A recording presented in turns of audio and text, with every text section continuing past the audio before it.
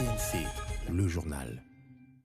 Un seul titre au sommaire de ce journal, la Journée mondiale des droits de la femme sera célébrée dans 2 jours. La première dame de la République démocratique du Congo, Denis Nyakero Tshisekedi, qui séjourne depuis hier dans la province du Lualaba, va alors communier avec les femmes de ce coin du pays. Reportage à suivre dans une dizaine de minutes. Madame, Messieurs, bon après-midi et bienvenue à cette grande édition de la mi-journée sur la télévision nationale congolaise. C'est une image qui illustre l'intérêt de la France pour le continent africain. 2 chefs d'État pour une cérémonie officielle. Il s'agit de la clôture du forum économique qui s'est tenu à Kinshasa le week-end dernier.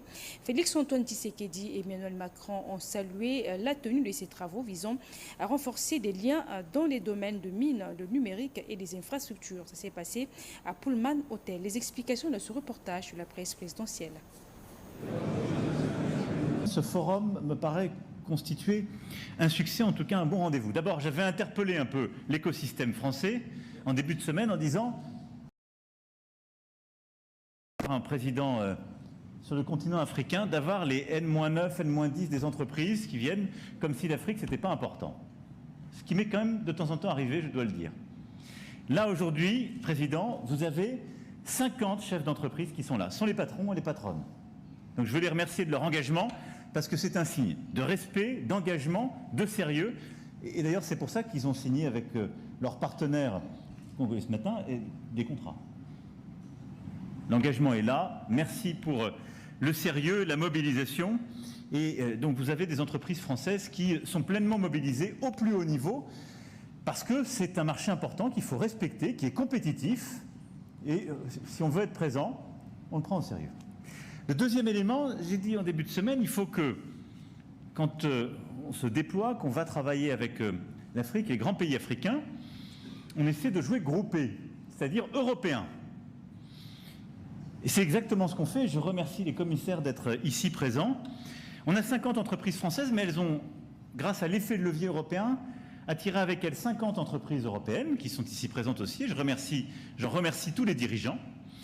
Et puis on est venu donc avec les ministres et les commissaires européens qui portent l'ambition, l'initiative, les financements des projets du Global Gateway, 150 milliards d'euros pour l'Afrique et pour accélérer l'intégration régionale et qui viennent décliner l'agenda qu'on a conçu, pensé ensemble lors du sommet Union africaine-Union européenne il y a maintenant un peu plus d'1 an à Bruxelles.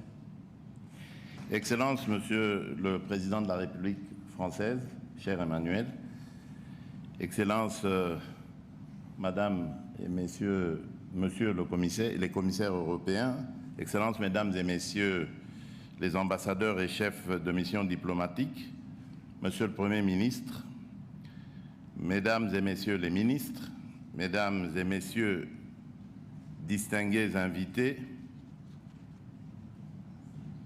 la France et dans une plus large mesure l'Union européenne, dont elle est un éminent membre, demeurent des partenaires historiques pour la République démocratique du Congo et pour le continent africain dans son ensemble, notamment dans ce qui a trait aux questions économiques, sécuritaires, humanitaires, culturelles, éducatives et sanitaires.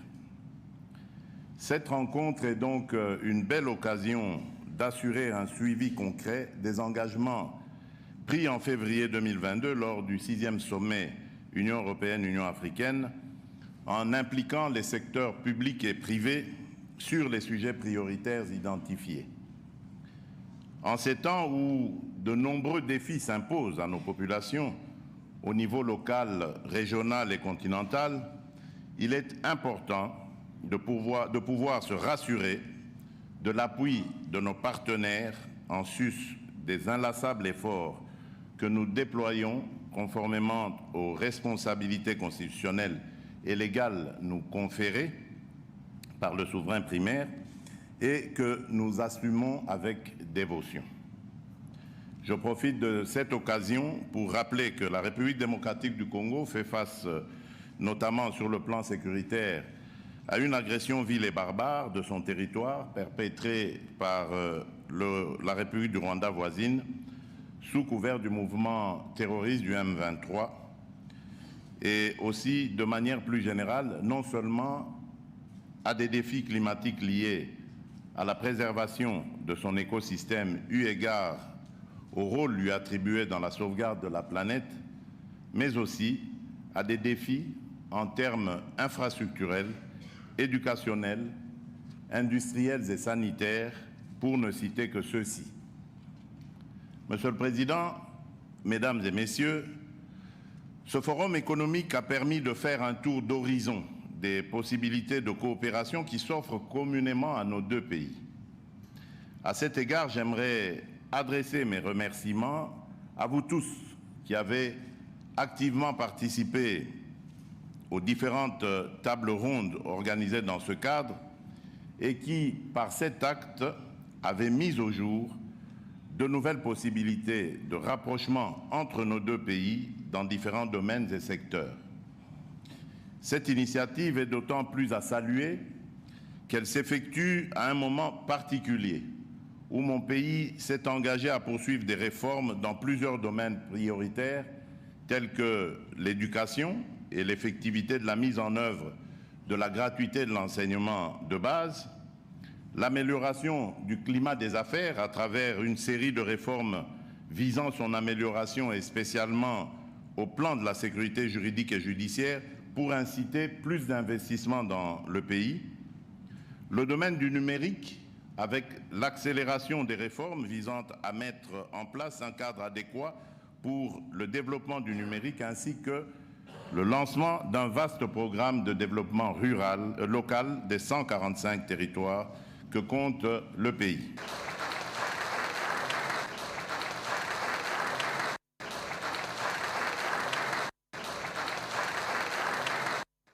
« 24 heures, c'est le temps de la visite du président français sur le sol congolais. Emmanuel Macron est de retour chez lui depuis ce dimanche. Peu avant de quitter Kinshasa, le chef de l'État français a eu des échanges avec les responsables de l'Institut français. C'était avant d'assister au concert culturel qui s'inscrit dans le cadre de la visite visant à renforcer les liens diplomatiques et culturels entre les deux peuples. On fait le point avec Fanny Kikoufi.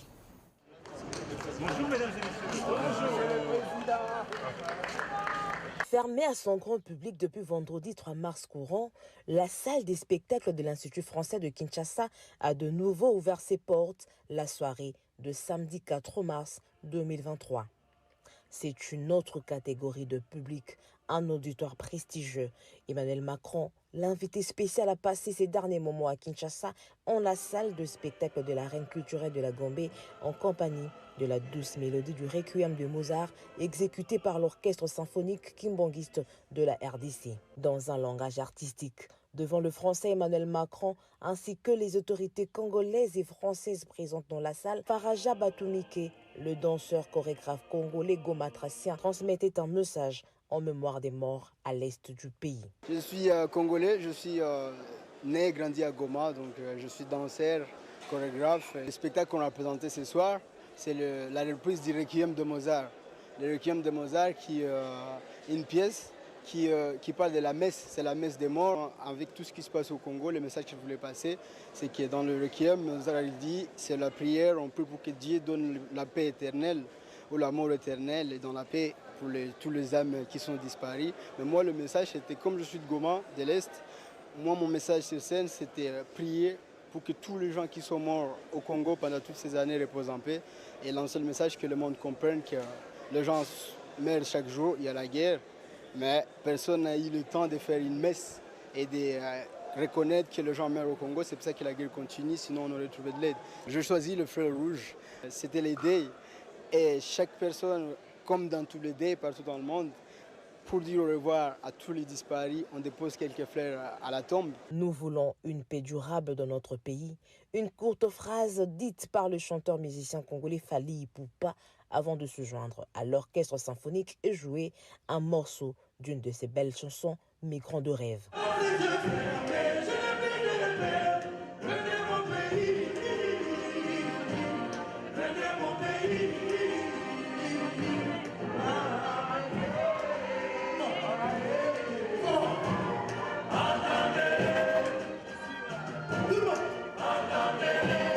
Concert qui aura duré près d'1 heure est la dernière étape des activités qui ont émaillé la visite du président français Emmanuel Macron en République démocratique du Congo. Peu avant, le président français était face aux artistes culturels congolais, mais aussi français vivant à Kinshasa.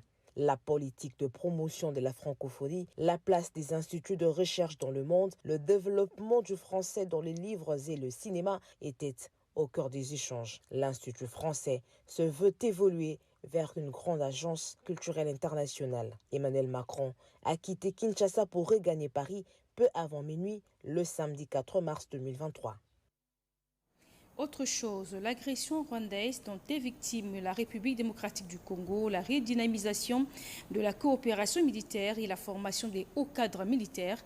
Le pays se retrouve maintenant face à ces défis. Cet ambitieux programme a été développé lors des échanges entre le ministre de la Défense nationale, Gilbert Kabanda, et le ministre des Armées françaises, Sébastien Lecornu, Junior Yangouba. Je ne dis bon, signe ce reportage. Parmi les personnalités ayant accompagné le président français Emmanuel Macron lors de sa récente visite à Kinshasa figure le ministre des Armées françaises Sébastien Lecornu. C'est dans cette optique qu'il faut placer cette rencontre entre le chef des armées françaises et le numéro 1 de la défense nationale congolaise, Gilbert Kabanda Kourenga. La situation actuelle de la guerre qui prévaut dans l'est de la RDC, victime de l'agression rwandaise avec ses supplétifs le M23 et aussi l'aide humanitaire de la France ont figuré en bonne place des discussions. Il a décliné une feuille de route très claire, pragmatique, précise. Je vous renvoie à ces propos-là. Ce ne sont pas des propos qui viennent de Paris. Au fond, le président de la République française est le dernier grand chef d'État d'Occident à porter une aussi grande et forte attention à l'ensemble de l'actualité sécuritaire et au-delà. Pour le ministre de la Défense, Gilbert Kabanda, cette guerre nous imposée par le Rwanda avec ses affres multiformes causées sur des millions de populations congolaises meurtries nécessite une réparation. C'est une œuvre franco-congolaise avec une majeure partie de la contribution française. Bien, cette France-là a compris que, ayant lu notre document de politique de défense, a compris qu'effectivement, elle doit nous accompagner dans la mise en œuvre de cette nouvelle politique. Le patron de l'outil de défense a sollicité l'appui multiforme de la France en matière de défense, de la formation des militaires congolais et aussi l'appui de la France de la mise en œuvre de la nouvelle politique de défense nationale congolaise. Rien n'a été laissé au hasard. C'est dans la soirée que le ministre de la Défense nationale et ancien combattant et son collègue français ont visité les récipiendaires de l'école de guerre de Kinshasa où sont formés des cadres militaires des FARDC avec l'expertise française. Comme annoncé au début de ce journal, elle a entamé hier une visite dans la ville de Kolwezi. La première dame de la République a été reçue par la population lualabaise à la recherche des solutions des problèmes qui la touchent. Denis Nyakero Tshisekedi, présidente de la fondation qui porte son nom, aura également à passer des bons moments avec les femmes du Lualaba le 8 mars dans le cadre de la célébration de la Journée internationale des droits de la femme. Naïcha Kiala, José Baïtomo pour le reportage.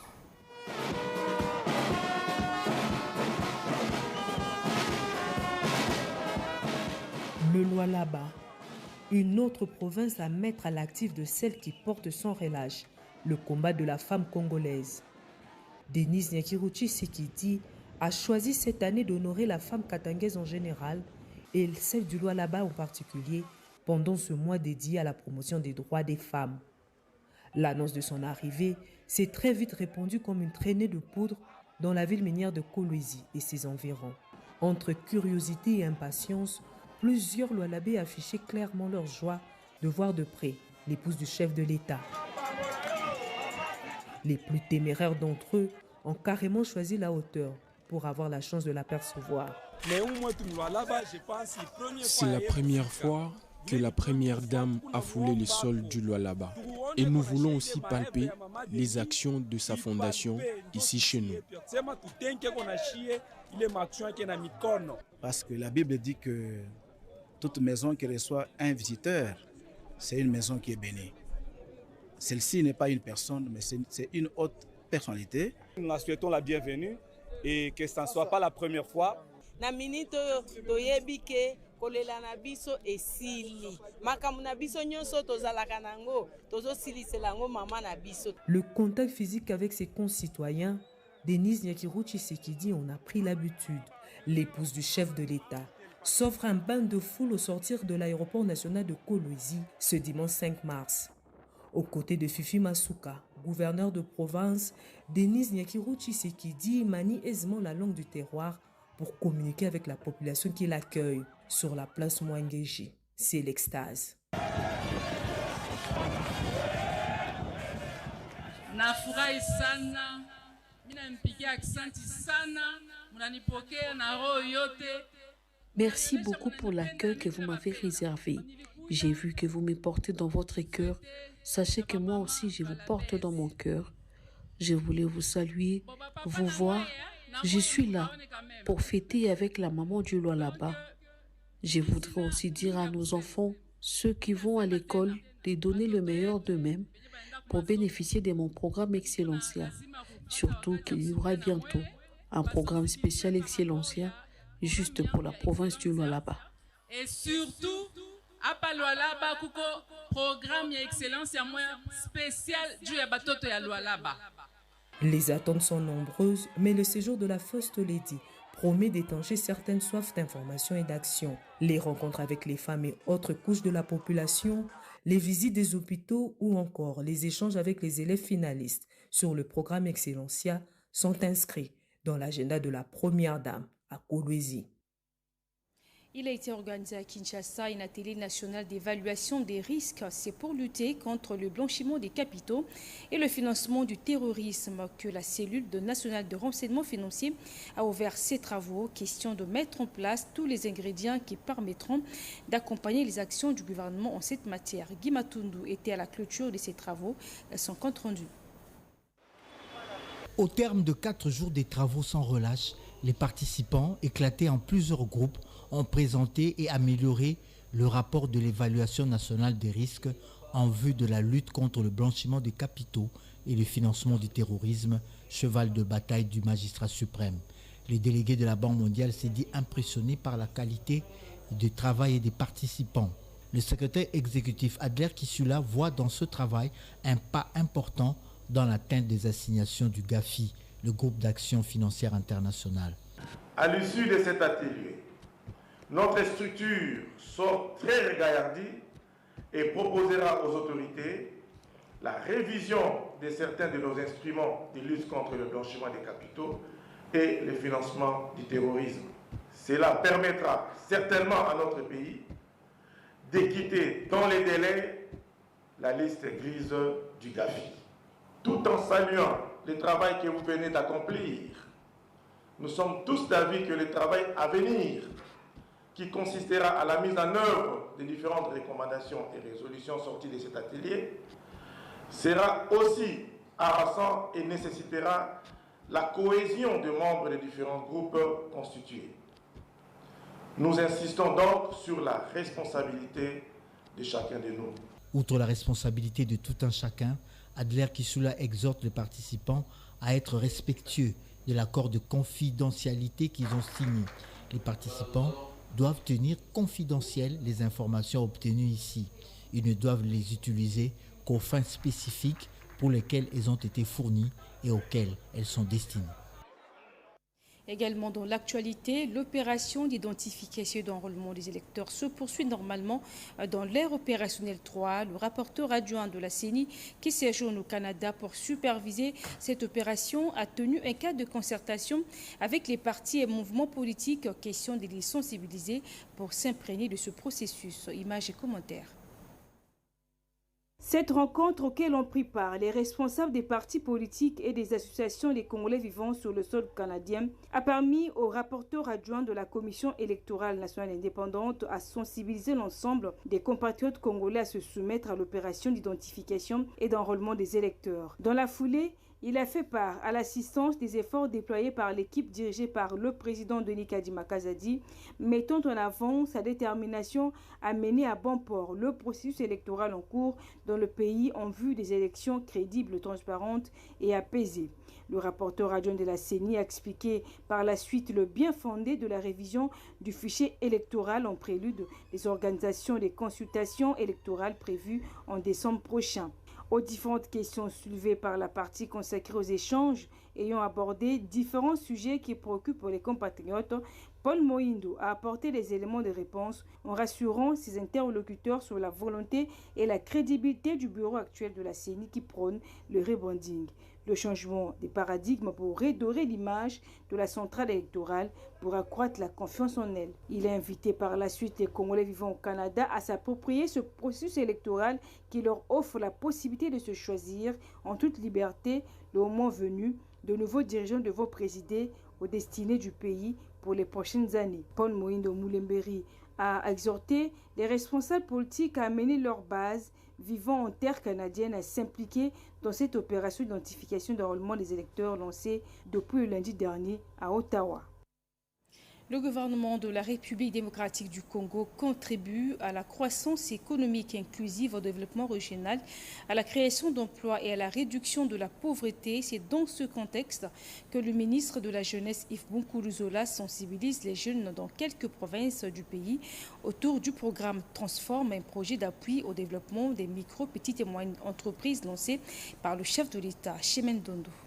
La présence du ministre de la Jeunesse à Boma se décline dans le lancement des activités de groupes de vigilance et de cohabitation pacifique de jeunes. Face au contexte de la guerre, le ministre a initié une feuille de route en vue de former le jeune au civisme et au patriotisme. Cette feuille de route a été approuvée par le gouvernement Samalou Kondé. À Boma, le ministre est donc à croisade pour sa vulgarisation. Depuis le lancement de ces programmes à Massina, plusieurs jeunes ont répondu à l'appel pour servir la patrie sous le drapeau. Le séjour du ministre de la Jeunesse se justifie aussi par le fait qu'il veut initier le jeune à l'entrepreneuriat. Le message que le président de la République a lancé d'abord à la jeunesse, c'est d'être cette jeunesse de développement à travers les différentes opportunités qu'il nous offre, notamment le financement des projets d'entrepreneuriat de jeunes, mais aujourd'hui également l'accompagnement agricole de jeunes. Nous disons un grand merci au chef de l'État, au président de la République qui pense à la jeunesse. Nous le remercions parce que nous avons formulé des demandes pour que tous ces genres de remises recouvrent la totalité de la République.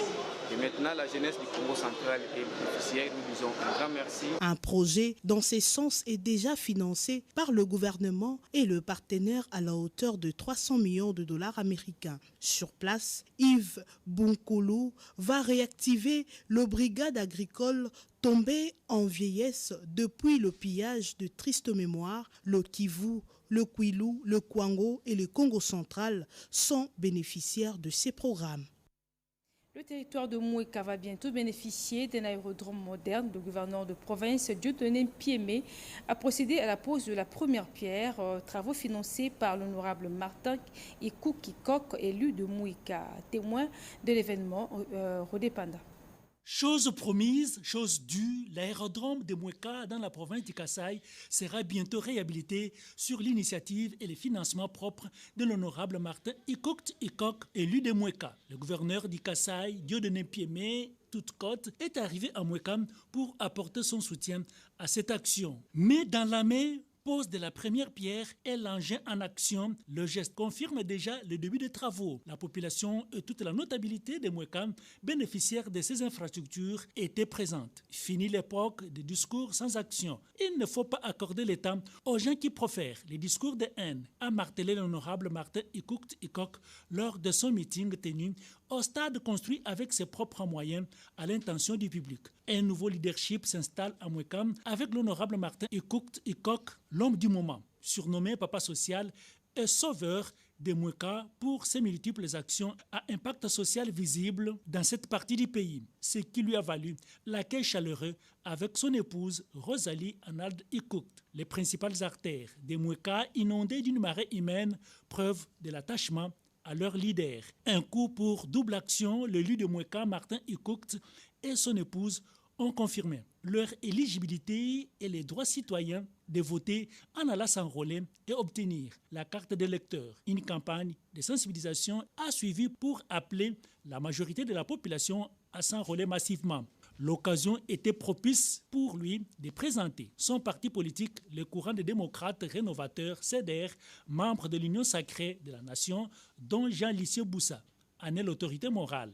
Et Martin Ikouk occupe le poste de vice-président et président interfédéral du Grand Kasaï. Il en a aussi profité pour installer le comité territorial dirigé par Bienvenu Bongo. Pour l'honorable Martin Ikouk, toutes ces réalisations concourent à la vision du chef de l'État Félix-Antoine Tshisekedi Tshilombo qui tient au développement de la RDC à partir de la base et à qui la population de Moueka réserve un second mandat avec une majorité écrasante au Parlement. Dans le Kasaï, l'identification et l'enrôlement des électeurs en vue des élections générales en 2023 se poursuit. Seulement, la ville de Tikapa a un taux faible d'enrôlés. En vacances parlementaires, le sénateur Mouyamba John a sensibilisé la population de ce coin du pays à s'enrôler massivement. Les détails avec Franklin et Claire Kalumbo. Parlementaire à Tchekapa, son fief électoral et sa base naturelle, le sénateur Mouyambangov John a été accueilli par cette marée humaine qui l'a obligé de faire le pied du poste de paillage de Kachongo jusqu'au stade de Didibumba où il a tenu un méga meeting populaire pour sensibiliser la population de Tchekapa de s'enrôler massivement afin d'accorder un second mandat au chef de l'État Félix-Antoine Tshisekedi Tshilombo aux élections de décembre 2023 qui se profilent déjà à l'horizon et lui donner une majorité écrasante au niveau de nos deux chambres du Parlement congolais. Face à la presse locale, le sénateur Mouyambangov John s'exprime en ces termes. Je suis sénateur, né pendant nos vacances parlementaires. Je vais profiter de ces moments pour échanger avec les différentes couches sociales, parmi ceux-là qui m'avaient élu comme député national, parce qu'à l'époque j'étais aussi élu député national, et puis parler aussi avec tout le monde. J'en profite pour demander à ceux-là qui n'ont pas encore eu leur carte d'électeur de faire vite. Comme on est dans les délais, d'aller se faire enrôler. Prêchant par l'exemple, le sénateur Mouyambangov John, appelé sénateur sans frontières, est allé s'enrôler à l'épée Michoni de Dibumba où il a obtenu sa carte d'électeur. L'Association congolaise des commissionnaires agréés en douane veut maximiser les recettes publiques. C'est dans cette optique qu'un tournoi de renforcement de partenariat a été organisé entre les institutions. Renforcer les partenariats institutionnels en vue de maximiser les recettes publiques, c'est l'objectif du tournoi de football qu'organise l'Association congolaise des commissionnaires agréés en douane, ACAD en sigle. Les coups d'envoi a été donnés par le président de l'ACAD, d'Alliance Matata Tsongo, et les représentants de la DGDA, DGI et de l'OCC. L'Association congolaise des commissionnaires agréés à douane, avec ses partenaires de tous les jours, la DGDA, la DGI, la DGRAD, se sont convenus pour lancer un tournoi que nous avons défini comme tournoi de rapprochement de notre partenariat, mais aussi un tournoi de sensibilisation, de maximisation des recettes de l'État. Malgré cette période de guerre, les entreprises publiques doivent savoir leur devoir, qui est celui de récolter les recettes du trésor public. Et nous, les partenaires, les opérateurs économiques, nous ne pouvons pas oublier que malgré la guerre, l'État existe toujours. Et nous devons continuer à payer nos impôts et nos taxes pour permettre à ce que l'État puisse avoir les moyens pour faire la guerre, pour protéger la population. Au total, 4 équipes participent à ce tournoi de résilience, dont la DGDA, DGI, OCC et la CAD. Le représentant de la DGDA dit être content de cette initiative. Nous remercions aussi la CAD pour nous avoir associés à ces tournois ici. Vous le savez bien que nous sommes des partenaires. Des partenaires, ça signifie sans la CAD, donc les déclarants douane, tout ça. La douane ne peut pas aussi avoir ses clients-là pour faire enfluer les caisses de l'État.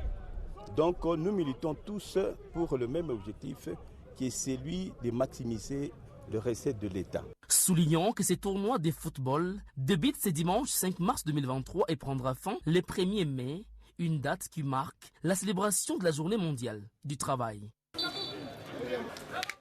Réalisé par Discover Pongo, Patrick Bapouila, c'en est fini pour ces 30 minutes d'information. Merci également à Grace Kingambo, Patricia Ungu pour en assurer la touche technique. Merci à vous également. Je vous retrouve demain à la même heure.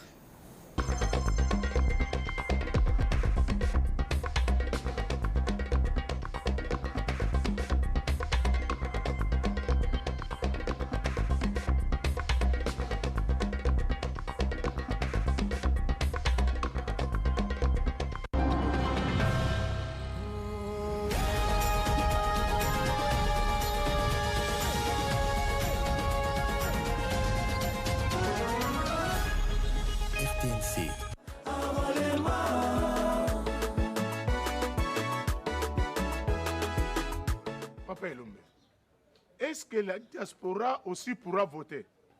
La diaspora ne pourra pas, monsieur. Mais la diaspora va effectivement voter. Mais cette fois-ci, on va commencer par 5 pays, à savoir l'Afrique du Sud, la Belgique, le Canada, la France et les États-Unis. Donc, les Congolais qui sont résidents dans ces 5 pays vont participer aux élections 2023. Nous avons tous compris. Donc, allons tous